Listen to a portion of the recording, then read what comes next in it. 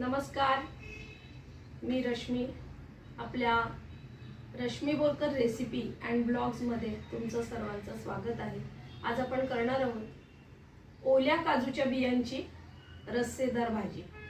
तर भाजी करताना हे काजूच्या बिया भावानी गावावरून आणलेल्या आहेत काल, तर त्याची तुम्हाला मी भाजी दाखवते. आता त्या भाजीचं असं आहे की ती भाजी करताना म्हणजे आधी आपल्याला जर सेव्ह करायचे असतील तर काय करायचं, टिप्स तुम्हाला देते. लक्ष देऊन बघा, न स्किप करता माझी व्हिडिओ बघा, म्हणजे तुम्हाला त्याची आयडिया येईलच. आणि हे काजू वर्षभर आपल्याकडे नसतात, ओले काजू. तर त्यामुळे ओले काजू आपण कसे ठेवू शकतो फ्रीजरमध्ये ते मी तुम्हाला सांगते, आणि कसे सोलायची ही पण आयडिया देते. आणि हे चीक असतो त्याला एक विशिष्ट प्रकारचा, की तो हातांना पण लागल्यानंतर मेहंदीला जसे लाल रंग येतात तसे आपल्या बोटांना येतात. तर त्यासाठी थोडंसं तेल लावून किंवा सुके असताना कसे किंवा भिजवून कसे आपल्याला सहजासहजी निघतील ह्याची पण तुम्हाला टीप देते. तर पाहूया, आपण रेसिपीकडे वळूया. या आहेत ओल्या काजूच्या बिया, म्हणजे भाजीसाठी ज्या यूज करतो त्या. हे बघा, अशा पद्धतीचे असतात. आणि हे आपल्याला हे वरचं जे ह्याची जी साल आहे ती काढायची आहे, आणि त्यामधलं जे गर आहे ते आपल्याला घ्यायचे. आता हे कोरडे असतात ना, ह्याला असते चीक. तर हे चीक लागू नये हाताला म्हणून काही माणसं हाताला तेल लावतात आणि मग सोलायचा प्रयत्न करतात. हे बघा, अशा पद्धतीने नखं वगैरे दुखायला नको म्हणून एक कशी पद्धत आहे ती तुम्हाला दाखवते. जर तुम्हाला काढता आलेच तर हाताला जे लाल रंग येतो काही कालांतराने हाताच्या त्या चिकाचे म्हणजे स्किनवरची निघत असते आपल्या हाताची, कारण ती चीक लागलेलं असतं, निघतो पण ते खराब दिसतं दिसायला. त्याच्यामुळे हे अशा पद्धतीने सुकलेले काढू शकता. अदरवाईज तुम्ही पाण्यामध्ये टाकून, आता ह्याच्यातली आपल्याला ही सगळी भाजी करायची नाही आहे म्हणून आपण काही थोडेसे आपल्याला काजू ओले ह्यामध्ये पाण्यामध्ये साध्या पाण्यामध्ये टाकून एक 15-20 मिनटं भिजत टाकायचे, म्हणजे अगदी सहजरित्या आपल्याला करता येईल अशी भाजी होते. तर मी याच्यातले अर्धे काजू गर असे मी पाण्यात ठेवलेले आहेत. तर आपण 15-20 मिनिटांनी हे सोलायचे कसे ते तुम्हाला दाखवते. आता हे आपल्याला जर हे आपण आता लगेच करणार आहोत, त्याच्यामुळे हे जर तुम्हाला असेच जर टिकवायचे असतील तर त्याची पद्धत मी असं सांगते की ह्याच्यातले निवडून बघायचे. कोवळ्या बिया असतील ना, अगदी नरम लागतात बघा, हाताला दाबून बघायचे. आता हे जी आहे ही जून बी आहे, ह्याच्यावरची जी स्किन आहे बघा ह्याच्यावर ती एकदम चिकटून आहे, आणि ही जी आहे नरम लागते बी. तर ही सोलून मी तुम्हाला दाखवते, पटकन सोलली जाते. हे बघा, अशा पद्धतीने ही बी सोलली जाते. तर ही म्हणजे कोवळी आहे, तर ती जास्त दिवस आपल्याला फ्रीजरमध्ये किंवा फ्रीजमध्ये राहत नाही, टिकत नाही. म्हणून ह्याची सॉर्टिंग करायची आणि मग ह्या कोवळ्या बिया आपण लवकरच वापरून घ्यायच्या, आणि जून ज्या बिया आहेत त्या आपण स्टोरेज करू शकतो. हे बघा, अशा पद्धतीने ही कोवळी बी आहे ती ही अशी दिसते. आणि तशा मी हा सॉर्टिंग करून ह्याच्यातल्या कोवळ्या बियांची स्किन काढून घेतलेली आहे. ॲक्च्युली हिला खूप दिवस झालेले आहेत आणून, फ्रीजमध्ये मी ठेवून दिलेल्या. त्यानंतर ह्या कोवळ्या बियांचं बघा अशा प्रकारचा रंग आलेला आहे. तर हे मी अशाच कोणत्या तरी भाजीमध्ये मिक्स करून किंवा वेगळी भाजी करून ही मी खाऊन घेणार आहे. तर तुम्हाला आता दाखवण्यासाठी मी हे बाजूला करून तुम्हाला दाखवलेले आहेत. तर आपल्याला ह्या जून बिया ह्याच्या भाजी करून घ्यायची आहे. तर बघूया आपण. पुढे पाण्यात भिजत टाकलेले आहेत ते जर कशा सहज साला निघतील, म्हणजे इतका त्रास पण होणार नाही तुमच्या नखांना, तर ते मी तुम्हाला दाखवते. आता हे आपण पाण्यात भिजत टाकलेले आहेत, ह्याची भाजी करणार आहोत. आता हे उरलेले आहेत ते आपल्याला काही दिवसांनी काही महिन्यांनी करायची असेल तर टिकवण्यासाठी आपण असं ठेवायची की ह्याच्यातल्या कोवळ्या आधीच काढून टाकायच्या. अशा कागदावर डबल वेगवेगळे कागद घ्यायची आणि त्यामध्ये अशा पसरायचे आणि त्याचा रोल करायचा, म्हणजे ह्याला बाष्प धरत नाही आणि म्हणजे कुजण्याची प्रक्रिया जी होते असेच ठेवल्याने ते होत नाही. तर हे बघा अशा पद्धतीने पसरायचे दोन्ही साईडनी, अशा पद्धतीने पेपरवरती घेऊन फोल्ड करायचे आणि हे जे आहे असं ठेवायचं आणि याची रोल करायचे. हे बघा असे तुम्ही ठेवून फ्रीजमध्ये कॅरी बॅगमध्ये वगैरे रॅप करून असेच ठेवू शकता फ्रीजमध्ये. आणि जर महिनोन्महिने जर टिकवायचे असतील तर एकतर असेच थोडेसे वाळवायचे हलकेसे उन्हामध्ये, आणि ज्यामध्ये आपण एअरटाईट कंटेनरमध्ये आपण सेव करून ठेवू शकतो असं मी हे एक कंटेनर घेतलेलं आहे. त्यामध्ये असे सगळे टाकायचे आणि झाकण लावून पॅक एकदम झाकण लावून असेल अशा ठिकाणी फ्रीजरला जिथे गोठलं जातं तिथे ठेवून द्यायचे. आणि ज्या वेळेला आपल्याला करायची असेल त्यावेळेला उठल्याबरोबर सकाळी पहिले बाहेर काढायचे आणि नॉर्मल पाण्यामध्ये आपण भिजत टाकायचे. आणि अशाच पद्धतीने जसे मी आता तुम्हाला दाखवणार आहे याची साल कशी काढायची त्या पद्धतीने तुम्ही ठेवू शकता आणि काढून नेहमीप्रमाणे भाजी करू शकता. हे बघा अशा पद्धतीने आपल्याला पॅक करून ठेवायचं आहे. हे बघा फ्रीजरमध्ये ठेवायचे असे ठेवायचे तर, आणि कागदात ठेवायचे तर फ्रीजमध्ये ठेवायचे जिथे आपण भाजी वगैरे स्टोअर करतो अशा ठिकाणी.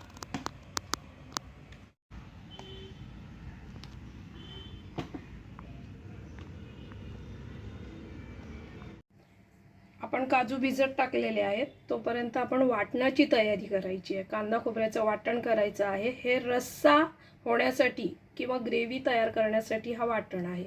तर त्यासाठी लागणारे साहित्य दाखवते. मीडियम साईजचे 3 मी कांदे घेतलेले आहेत. तर हे एक ओलं नारळ आहे. ओलं नारळ आम्ही कोकणात राहतो म्हणून ओल्या नारळाचंच वाटण करतो शक्यतो. नसेल तर तुम्ही सुकं नारळ एक अख्खी वाटी घेतली तरी चालेल, म्हणजे 2 वाट्या मिळून 1 नारळ होतो. सुक्या नारळाच्या दोन्ही वाट्या घ्यायच्यात तुम्हाला, हे लक्षात ठेवा. किंवा 1 कवड ही ओल्या नारळाची आणि 1 वाटी सुक्या नारळाची घेतली तरीही तुम्हाला छानपैकी एकदम स्वाद येतो आणि टेस्ट पण चांगली वाढते. तर तुम्हाला जे घेता येईल तसं तुम्ही घेऊ शकता. हे बघा इथे 1 इंच आलं घेतलेलं आहे, त्याची साल काढलेली आहे. 2 कढीपत्त्याच्या डाळ्या घेतलेल्या आहेत, कारण कढीपत्ता काहींना आवडत नाही, म्हणजे दाताखाली आलेलं किंवा ते काढलं जातं. तर हे आपल्याला शरीराला उपयोगी आहे कढीपत्ता, तर तो मी वाटणातच घेणार आहे, म्हणजे आपल्याला काढायला पण नको आणि सगळ्याची चव पण येईल. आणि हे आहे मूठभर घेतलेली कोथिंबीर. तर आता आपण ह्याचे जाडसर तुकडे करून घ्यायचे. नारळ खवून घ्यायचे. कढीपत्ता स्वच्छ धुवून घ्यायचा आहे आणि कढीपत्ता स्वच्छ धुवून पानं नुसती घेऊन घ्यायची आहेत आपल्याला. आणि हे आहे कोथिंबीर पण स्वच्छ करून स्वच्छ धुवून घ्यायची आहे. मग तुम्हाला पुढची प्रोसिजर दाखवते. नारळ खवून घेतलेला आहे, कांदा चिरून घेतलेला आहे आणि हे आल्याचे तुकडे सुद्धा बारीक करून घेतलेले आहेत. कोथिंबीर निवडून साफ स्वच्छ धुवून घेतलेली आहे आणि कढीपत्त्याच्या डाळ्या सुद्धा धुवून स्वच्छ घेतलेल्या आहेत. बेताचं कढईमध्ये तेल टाकलेलं आहे. आता त्यामध्ये सर्वप्रथम कांदा भाजून घेऊया. भाजून असा घ्यायचा की जरासा गुलाबी लालसर झाला पाहिजे आणि सतत हलवत राहायचं, जेणेकरून कुठली गोष्ट करपायला नको.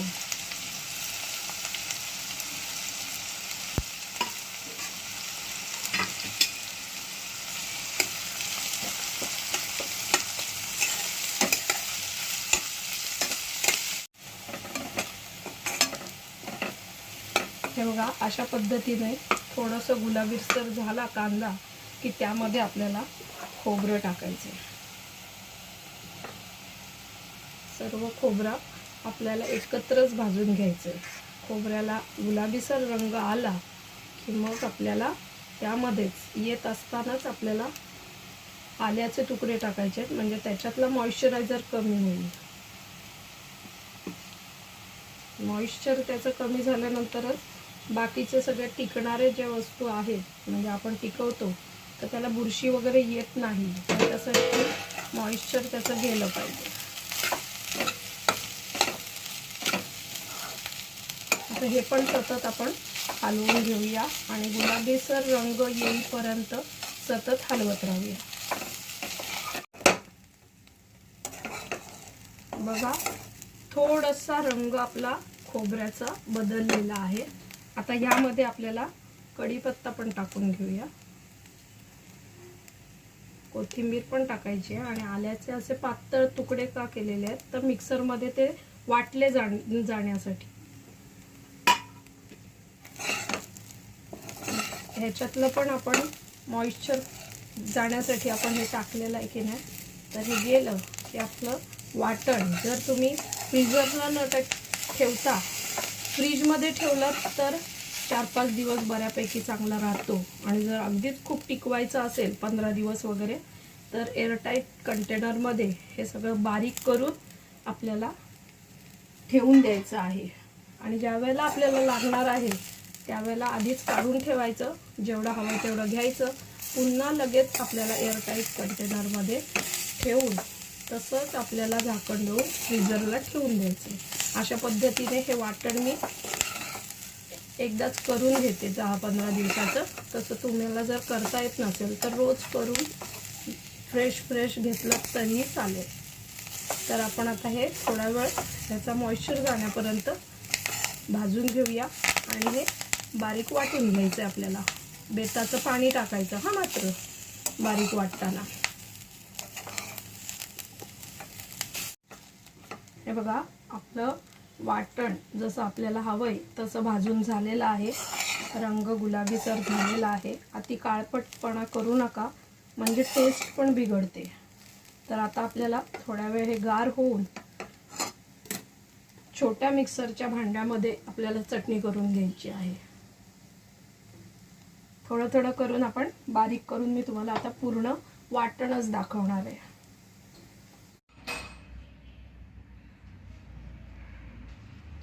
भिजलेले आहेत तोपर्यंत आपण वाटण करेपर्यंत आता त्यामध्ये अशा प्रकारे पटकन आपल्याला आता सोलता येतील. बघा, त्याचे साल काढता येईल.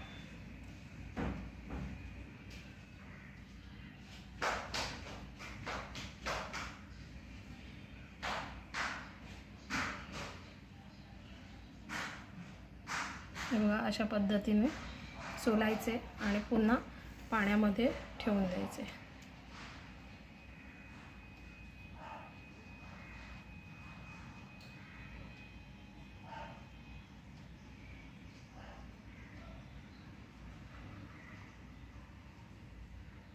अगदीच थोडेसे राहिलेले सालं असतील तर ते बाकीचे सोलेपर्यंत त्याचे सुद्धा साल निघू शकते पाण्यामध्ये. अशा पद्धतीने आपण आता हे सगळे सोलून घेऊया. बघा किती पटकन निघालेले आहेत.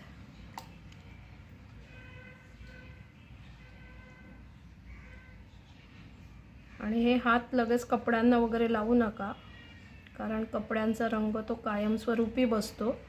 त्यामुळे तुम्ही लक्ष देऊन काम करा. आणि डोळ्यांना अंगाला पण हात लावलात तर आग होते. आणि ह्या भाजीमध्ये तुम्हाला जर पुरवठा मंत्री म्हणून जर काही टाकायचं असेल, जास्त माणसं असतील तर त्यामध्ये बटाटासुद्धा तुम्ही टाकलात. बटाट्याची सुद्धा साल काढायची आणि प्रमाणात हवे तसे तुकडे करून तुम्ही त्याच्यासोबत टाकून ही भाजी होऊ शकते.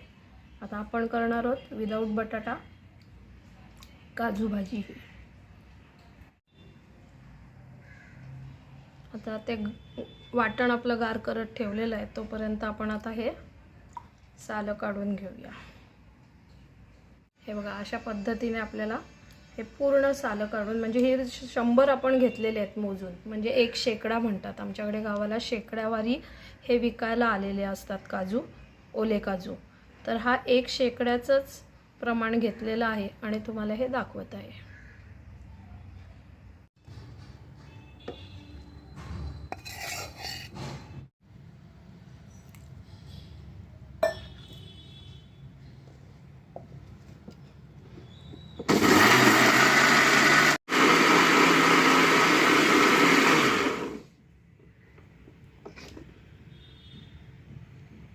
अशा पद्धतीने आपण हे वाटण रेडी करून घेतलेलं आहे. हा वाटण पूर्ण घ्यायचा नाही आहे आपल्याला. जेवढी तुम्हाला ग्रेव्ही हवी आहे त्याप्रमाणे आपण वाटणाचं प्रमाण त्याच्यात टाकणार आहोत.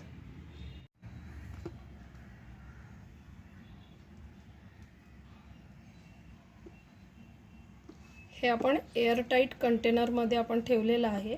जेवढं लागेल तेवढं घ्यायचं आणि पुन्हा फ्रीजरला ठेवून द्यायचं. म्हणजे हे वाटण आहे ना तुम्हाला 20-15 दिवस वगैरे टिकेल. हे बघा, अशा पद्धतीने सगळे आपण ओल्या काजूच्या बिया सोलून घेतलेल्या आहेत आणि स्वच्छ 3 पाण्याने धुवून घेतलेले आहेत. आता आपल्याला फोडणी द्यायचे. धुतल्यानंतर पुन्हा पाण्यातच ठेवून द्यायचं आहे. आणि हे आपण केलेले वाटण आहे कांदा खोबऱ्याचं. आणि फोडणीसाठी आपण घेणार आहोत एक छोटासा कांदा घेतलेला आहे चिरून आणि 5-7 लसणी ठेचून घेतलेले आहेत साल काढून. आणि हे आहेत हळद आणि हिंग. हळद घेतलेला अर्धा चमचा हिंग घेतलेला आहे. भांड तापत ठेवलेलं आहे. आता त्यामध्ये बेताचं तेल टाकून घ्यायचं आहे फोडणीपुरतं.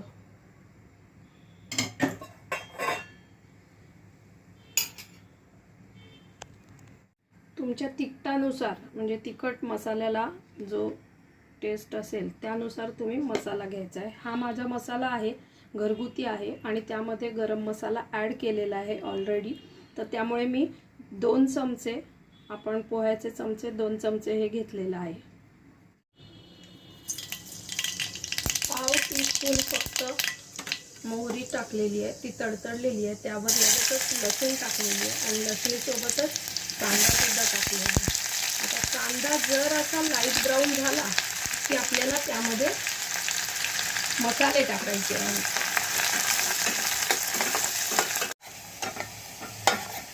हे बघा, कांदा ब्राऊन थोडासा झालेला आहे. आता त्यामध्ये आपल्याला हे जे मसाले घेतलेले आहेत, हळद, हिंग आणि आपला रेग्युलरचा मसाला तो टाकलेला आहे. काही सेकंद गॅस कमी करायचा, नाहीतर मसाले करपून जातील आणि त्याचा स्वाद कमी होईल. हे बघा, लगेच फ्राय झालेला आहे मसाला. आता त्यावर टाकायचे आहेत आपल्याला हे काजूचे गर.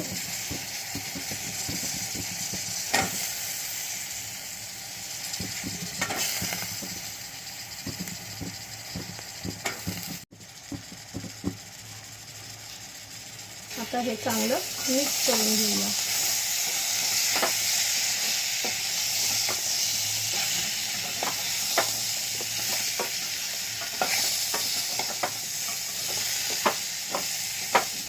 आता यामध्ये आपल्याला पाणी टाकायचं आहे. ते ऑलरेडी मी गरम करून घेतलेलं आहे.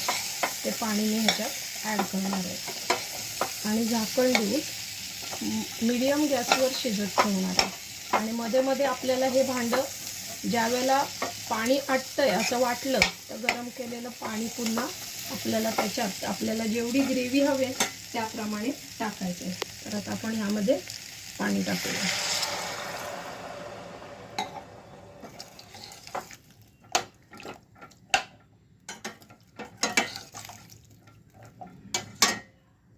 आता ह्यामध्ये मी गरम मसाला टाकलेला. जर तुमच्याकडे गरम मसाला टाकलेला मसाला नसेल तर वेगळा गरम मसाला तुम्हाला हे शिजत आल्यानंतर आपण ज्या वेळेला वाटण टाकतो त्यावेळेला टाकायचं आणि मीठ टाकायचे.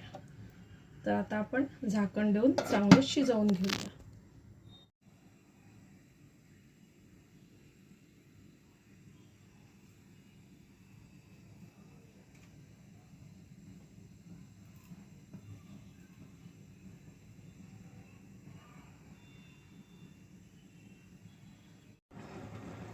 आता 20 मिनिटं झालेली आहेत बघा. पाणी आटलेलं आहे, त्यामुळे आपल्याला शिजलेलं किती आहे ते पाहायचं आहे. त्यानंतर आपल्याला गरम पाणी वाढवायचं आहे शिजलं नसेल तर. तर आपण पाहून घेऊया. हे बघा, शिजत आलेली आहे भाजी तर आता ह्या वेळेला आपण वाटण टाकणार आहोत कांदा खोबऱ्याचं, जे आपण घेतलेलं आहे करून. त्यातलं मी तुम्हाला सांगते किती टाकायचं आहे.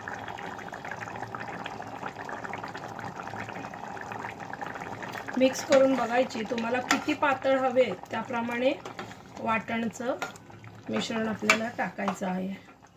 खूप अतिशय वाटण टाकलं तर खोबरं नुसतं लागेल, त्याच्यामुळे 2 टेबलस्पून भरून हे मी वाटण टाकलेलं आहे बघा. असं झालेलं आहे. आता ह्या स्टेजला आपल्याला मीठ टाकायचं आहे चवीप्रमाणे.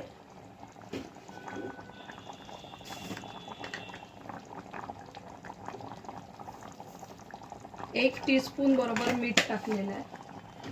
आता त्यावर झाकण पुन्हा ठेवायचं आहे. तर आता हे पुन्हा एकदा थोडंसं गरम पाणी मी वाढवणार आहे, कारण अजून भाजी आपली पूर्ण शिजलेली नाही, जशी आपल्याला शिजलेली पाहिजे आहे. तर काजू चांगले नरम झाल्याशिवाय आपल्याला गॅस बंद करता येणार नाही. तर हे बघा, गरम पाणी मी टाकलेलं आहे. पुन्हा चांगलं ढवळून झाकण ठेवून द्यायचं आपल्याला. आणि नंतर अजून एकदा 10 मिनिटांनी आपल्याला चेक करायचं आहे. वापरून झालेलं वाटण आता आपल्याला एक्स्ट्राचं आहे, हे एकदाच केलेलं, तर ते आपण आता फ्रीझरमध्ये ठेवून घेणार आहोत.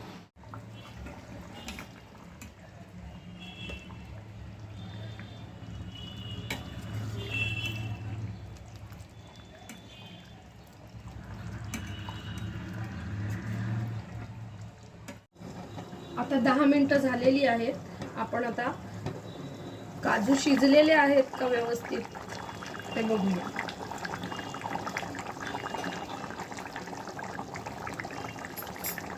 गॅस कमी करते एकदम. त्यामध्ये आपण दिसतात एकदम छान भाजी झालेली आहे. खमंग एकदम सुंदर आलेला आहे बघा. भाजी व्यवस्थित शिजलेली आहे. तुम्हाला कळलंच असेल कसे नरम झाले पाहिजेत काजू. आता आपल्याला यावर सर्विंग बाउलमध्ये आपण आता काढून घेणार आहोत. भाजी आपली झालेली आहे. एकदम टेस्ट भारी आलेली आहे. आता आपण सर्विंग बाउलमध्ये काढून घेणार आहोत. आणि ही भाजी आहे ना, भाकरी, चपाती किंवा भातासोबत सुद्धा तुम्ही खाऊ शकता. डाळ भात आणि ही भाजी एकदम मस्त लागते.